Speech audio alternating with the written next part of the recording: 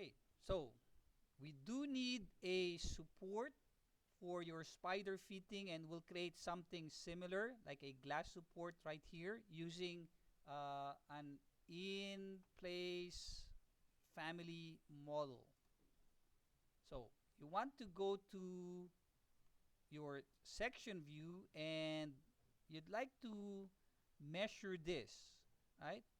So you want to measure this under modify, measure. So that's about 5,000, right? So our glass support port will be 5,000 millimeters high. It will start here in the first floor. I do know this is 1,000 right here. So base offset of 1,000, and then this is 2,000 right here. So that could be a top offset. Okay. So go back to your first floor plan,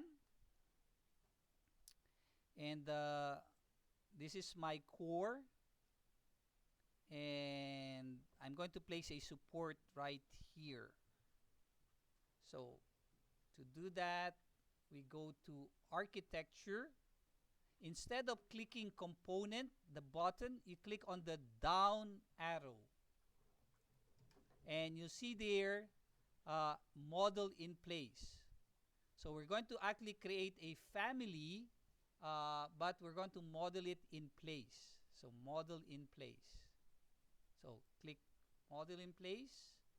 And so there are different categories that you can model or use to model your uh, column support. So I do know that's a column, so I'll use columns. Okay, click OK. And then we're just going to say glass underscore column. See, it brings you to the family editor. Remember this, right?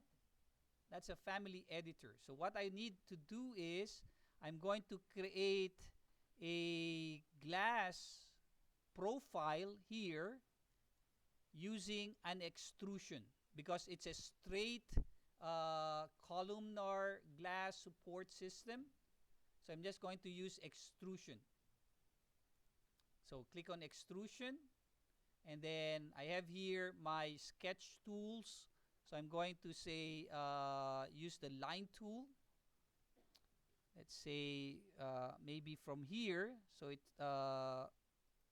supports my web, and then maybe at an angle of 70. 70 is good. Click. Okay. And then escape. I'm just going to mirror this. So mirror DM by drawing an axis. So DM is the shortcut. So click the midpoint. So draw the axis. That creates a mirror of the first line that I have drawn. Go back to my line tool. So connect the dots. Back here. Connect that. Okay. So now that I have my profile, that's not how a glass support looks like, but that's my design, so I'm good with that. So this one should start at extrusion starts at 0, and then it goes up to 5,000. And then I can adjust that later, but for now I'm good with it.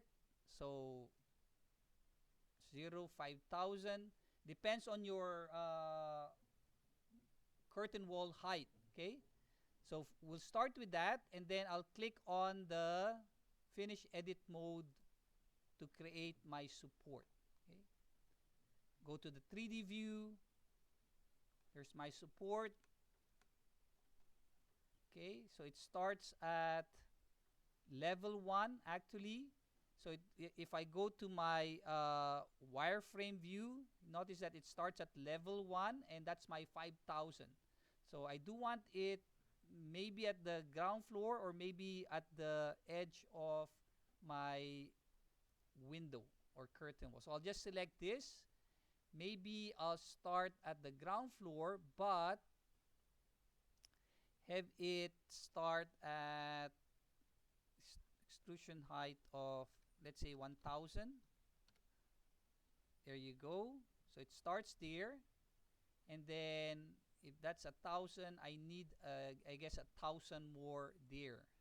So 6000, and look at your, go back to your section view, see if that worked. Yep, did work. So I had to start at 1000 from the first floor, so instead of 0, and from the start point I actually needed 1000 more. So that now supports my spider fitting. And once I've done that, I can now go back to my section view, not section view, sorry, first floor view, and copy this to the other spider fitting. So while this is selected, I can say copy. Make sure you select multiple so that you can copy it twice. And make sure you click on constrain so that it doesn't move to a diagonal direction. So select this point. Since I selected that endpoint, I need to also click that same endpoint there, number 1, and that same endpoint here.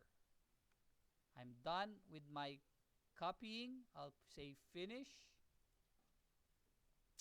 Go to my 3D view, save the project when prompted, and there's my support. You can build your support as you wish. You can make it a square starting from the ground, going to the ceiling, but I'll just build it that way. So that's your support. So again, let's go to a shaded view. You can now select this, edit the type. Since this should be made out of glass, I can change, let's see, I think I need to double click on it and change it, double click on it and change the material here. Change this to a glass material.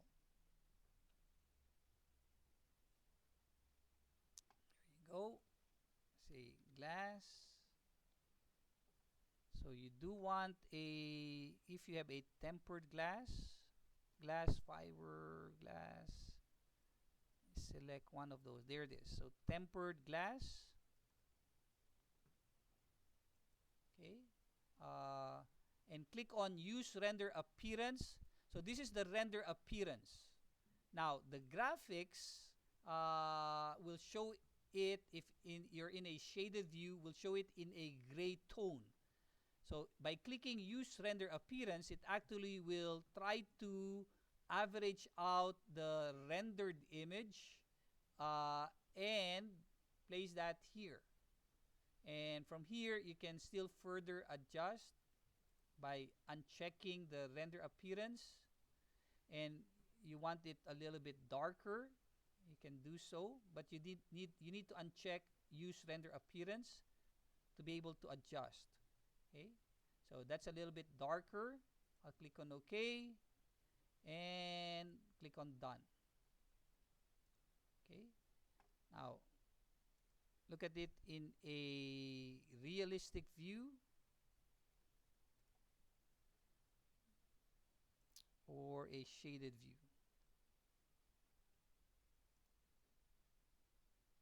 Did it work? Nope, looks like it didn't work. Well, let me do that again. So select one, material, Go back here and say glass, tempered glass. Click OK. There you go. I guess I need to do that here as well. Glass, tempered glass. There you go. And one more. I should have selected all of them, but anyway, glass, tempered glass, click OK. Nice. Okay. Click OK. And